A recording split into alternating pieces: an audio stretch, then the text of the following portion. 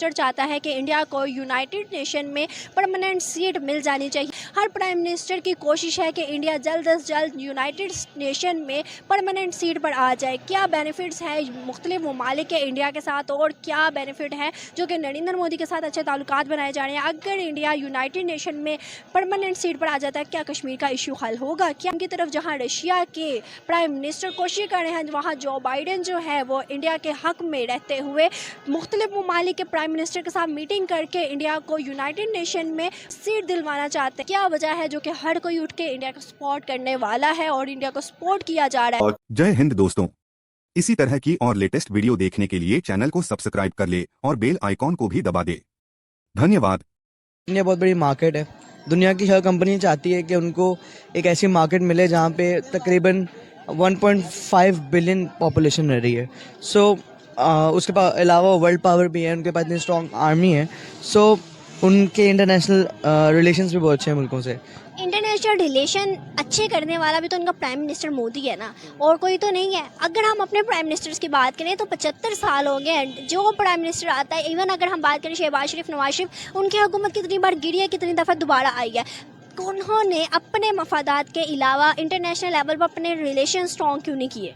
Basically देखें, बहुत simple सी बात है। आप दुनिया में देखें तो कोई आपको तभी अहमियत देता है जब उसको आपसे कोई फ़ायदा हो। आप किसी को क्या फ़ायदा दे सकते हैं? आप बैंकक्रप्ट होने वाले हैं, आप बैंकक्रप्सी कल फाइल कर दें, आपके मुल्क का दिवालिया निकला पड़ा है, बिल्कुल श्रीलंका की लाइन पे हम। तो जब तक आपकी इकॉनमी स्ट्रॉन्ग नहीं होगी, आप देखें कि ये कुछ ही अभी टाइम पहले आप चले जाएं तो पाकिस्तान सारा कुछ तो इंपोर्ट करता है। पाकिस्तान की एक्सपोर्ट्स बहुत कम है। पाकिस्तान की मतलब कहाँ से पाकिस्तान वैल्यू बनाए? क्यों कोई पाकिस्तान को अहमियत दे? उन्हें पाकिस्तान से क्या फ़ायदा मिल रहा है? कोई फ़ायदा नहीं मिल रहा, सिवाय पाकिस्तान को अपनी जेब से वो लोन्स दे रहे हैं। अभी आप देखते हो कि आईएमएफ हमें कर्जा नहीं दे रहा था। हम लोगों ने यूएस के तरले किए, उन्हें कहा कि आप आईएमएफ से रिक्वेस्ट करें और हमें कर्जा दिलवाएं। मतलब कि हमारी अब ये वैल्यू आ गई कि कोई उठ के हमें कर्जा देने पर रजामंद नहीं है, कोई हमें सपोर्ट क्या करेगा बहुत दूर की बात है, जो कि हमें कर्जा देने पर ट्रस्ट नहीं कर रहा। आज अगर हम इंडिया की बात करें, सब कॉन्टिनेंट पे 75 साल होने हुए, 75 साल हमें हुए। आज इंडिया इतनी वैल्यूएबल कंट्री मानी जा रही है, इतना प्राइम मिनिस्टर मोदी ने इतनी अच्छी रेपुटेशन बना ली है कि हर प्राइम मिनिस्टर उठ के उनके हक में फैसला कर रहे हैं। आपको क्या लगता है जो बाइडेन जो कि अमेरिकन लीडर हैं, प्रेसिडेंट है, अब उनकी अगर हम बात करें, उनके गुलाम हैं हम, उनके अमेरिका की रिजीम पे हम चलते हैं। और आज अमेरिका जो है डिफरेंट मुल्कों के साथ मीटिंग कर रहा है और ये सोच रहा है कि किस तरह से यूनाइटेड नेशन में इंडिया को परमानेंट सीट दिलवाई जाए। क्या वजह लगती है आपको इसके पीछे? देखिए, पहली चीज़ जो आपने कही वो ये कि हमें कोई कर्जा नहीं देना चाह रहा, तो इसमें आपके मुल्क का अपना बहुत कसूर है। आप देखेंगे पाकिस्तान में आपको कितनी हाउसिंग सोसाइटीज़ नज़र आती हैं, लेकिन आपने कभी इंडिया में आप देखते होंगे चैनल्स, कभी किसी हाउसिंग सोसाइटी का आपने कोई एडवर्टाइजमेंट नहीं देखा होगा। बेसिकली हमारे मुल्क का सबसे बड़ा मसला ये है, एक हम कर्जे ले रहे हैं और उसके बाद ऐसे प्रोजेक्ट्स में इन्वेस्ट करते हैं जिनसे हमें कोई आमदनी नहीं आती। जैसे हमने एक घरों का प्रोजेक्ट बनाया, तो रियल इस्टेट एक डेड एंड प्रोजेक्ट होता है, इसमें आपने इन्वेस्ट कर दिया और उसके बाद बस ख़त्म। आप उससे कमा क्या रहे हो? One time investment. आप इंडिया को देखो तो इंडिया ने पिछले 10 सालों में या 20 सालों में इंडिया ने इतने स्टार्टअप्स पैदा किए हैं कि इंडिया आईटी में बहुत आगे है, हेल्थ में बहुत आगे है। क्यों?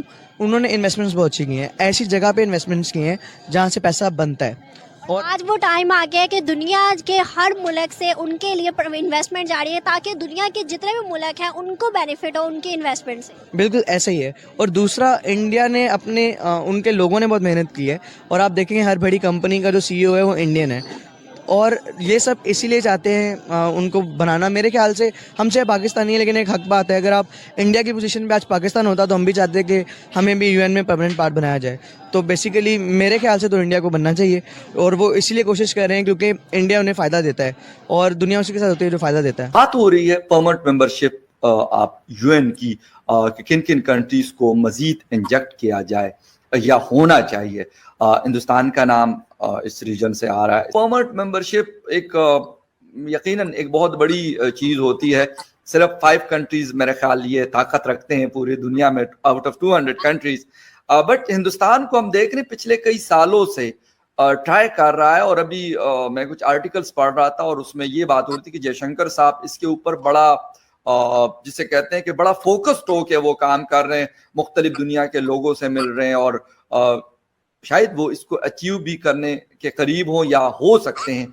क्या आपको नजर आता है कि मतलब कब हो सकता है, क्या हो सकता है या नहीं हो सकता, या कौन इसको नहीं करने दे? आप आज का वर्ल्ड ऑर्डर देखिए, आज का वर्ल्ड ऑर्डर कंप्लीटली बदल गया। यूरोप सेंट्रिक वर्ल्ड ऑर्डर तो रहा ही नहीं है, एशिया सेंट्रिक वर्ल्ड ऑर्डर है। एक एशिया सेंट्रिक वर्ल्ड ऑर्डर है। इसमें अगर आप जीडीपी से देखिए, आप मिलिट्री से देखिए, आप इकोनॉमिक पावर से देखिए, आप पॉपुलेशन से देखिए, आप कहीं से भी देखिए, तो अब ये जो यूरोप सेंट्रिक वर्ल्ड ऑर्डर है ये रहा ही नहीं। अब एक एशिया सेंट्रिक वर्ल्ड ऑर्डर आ गया, पहली बात। दूसरी बात, अब अमेरिका को निकालिए, चलिए जी, वो एक अपना सुपर पावर है, सबसे बड़ी इकोनॉमी है। रशिया एक मिलिट्री पावर है, उसको निकाल लीजिए। चाइना, चलिए एक सबसे बड़ी पॉपुलस कंट्री है, ठीक है, चाइना का जीडीपी जा रहा है, एक वहाँ चाइना को अलग कर दीजिए। बट जो बाकी दो कंट्रियाँ बचती है, उनका हमसे क्या कंपैरिजन? अगर हम मिलिट्रीली देखें, इकोनॉमिकली देखें, वर्ल्ड क्लाउड में देखें, पॉपुलेशन में देखें, फॉरेन एक्सचेंज रिजर्व में देखें, कंट्रीब्यूशन टू वर्ल्ड जीडीपी में देखें, आप किसी भी पैरामीटर से उनको इंडिया से कंपेयर करें, आबादी में कंपेयर करें, खाली आबादी क्राइटेरिया नहीं होता, इसलिए मैंने आबादी की लास्ट में बात की जी। अब आबादी से कंपेयर करें उनको, if they deserve to be there, why we should not be there? अब हमारे क्रेडेंशियल क्या, why we should be there is most important. Sir, we are around 18% of the world population, ठीक है जी, third most powerful navy, army, air force, we are the world's fifth largest economy, third by PPP, third biggest navy, third highest foreign exchange reserve, we contribute maximum to the UN peace keeping forces, सबसे ज़्यादा contributor हमारे रहते हैं, और हमारे काफ़ी लोगों ने अपनी जानें दी है यूएन पीस कीपिंग मिशन में, ठीक है जी। उसके अलावा आप इंजीनियरों की बात करें, सबसे ज़्यादा इंजीनियर हम दुनिया को देते हैं, डॉक्टर हम देते हैं, दवाई हम देते हैं, HCQ हम देते हैं, वैक्सीन हम देते हैं। 5 बिलियन वैक्सीन देने की तो बात हमने की नहीं, काम तो हमें दिया गया ना दुनिया को देने के लिए, हमें तो अपने लोगों को तो वैक्सीन लग गया। अब जो हम वैक्सीन बना रहे हैं, 5 बिलियन वैक्सीन बना रहे हैं। अभी हम सर्विकल कैंसर का वैक्सीन बनाया सर फखर भाई, 200 से 400 रुपए के बीच आएगा, पहले इंडिया में जाएगा फिर बाहर जाएगा। That vaccine will be needed by almost every adult, every woman who has crossed puberty. उनको उस वैक्सीन की जरूरत पड़ेगी, तो हर माता बहन को उस वैक्सीन की जरूरत पड़ेगी, वो भी हम बना के दे रहे हैं। जब आप हमें इन सब समीकरणों में डाल रहे हैं, हम G20 में, हम क्वाड में, हम SCO में, हम I2U2 में, हम SCO में है, दुनिया के 8-9 जो बड़े प्लेटफॉर्म्स हैं उन सब में हम हैं। तो जब आप हर जगह हम हैं, ये हमारे क्रेडेंशियल्स है, why we don't deserve to be in UNSC? सवाल ये है। हम अपनी राइवल कंट्री मानते हैं इंडिया को। अब राइवल कंट्री जैसे कि हम लोग दुश्मन कह देते हैं, हमारे छोटे, हम लोगों ने ऐसी मतलब मेंटालिटी उनकी बनाई हुई है कि हमारा छोटा बच्चा भी उठ के कहता है इंडिया तो दुश्मन, ऐसा ही है। अगर हम बात करें इंडियंस की, इंडिया की, तो आज वो इस मुकाम पर हैं कि हर मुल्क उनसे दोस्ती करना चाह रहा है, हम पीछे हैं। अगर यूनाइटेड नेशन में परमानेंट सीट मिल जाती है, जैसा कि अभी हर मुल्क चाह रहा है चाइना को हटा के इंडिया को परमानेंट सीट दिलवाना, अगर चाइना बिलफर्ज हट जाता है और यूनाइटेड नेशन का परमानेंट सीट मेंबर जो है वो इंडिया बन जाता है, तो क्या वो वक्त आ गया है कि पाकिस्तान को भी इंडिया के साथ ताल्लुकात अच्छे करके दोस्ती का हाथ बढ़ा लेना चाहिए? बेसिकली ये चाहे ना भी हो, फिर भी पाकिस्तान को इंडिया के साथ दोस्ती करके अच्छे ताल्लुकात करने चाहिए। क्यों? इसकी सबसे बड़ी वजह यह है कि देखें, यूरोप पूरी एक सदी आपस में लड़ता रहा, उन्होंने वर्ल्ड वॉर 1 की, आपस में वर्ल्ड वॉर 2 की, और आज आप देखें तो आप एक शेंजन वीज़ा लें और आप पूरे यूरोप में जहाँ मर्जी जाएँ। तो अगर वो लोग इतने अच्छे दोस्त बन सकते हैं तो हम क्यों नहीं? हमारी जुबान एक है, कल्चर एक है। और दोस्तों, पाकिस्तान और इंडिया दोनों एक ही समय पर आजाद हुए थे, पर आज आप पाकिस्तान का हाल देखें और भारत का हाल देख लें, दोनों देशों में जमीन आसमान का फर्क है। इंडिया आज वर्ल्ड की टॉप 5 इकॉनमी में शामिल है, वही पाकिस्तान का दूर दूर तक कोई नामो निशान नहीं दिखता। इंडिया आज दुनिया को IT सर्विसेज और मेडिसिन एक्सपोर्ट कर रहा है, जबकि पाकिस्तान का इंपोर्ट ही उसके एक्सपोर्ट से ज्यादा हो गया है।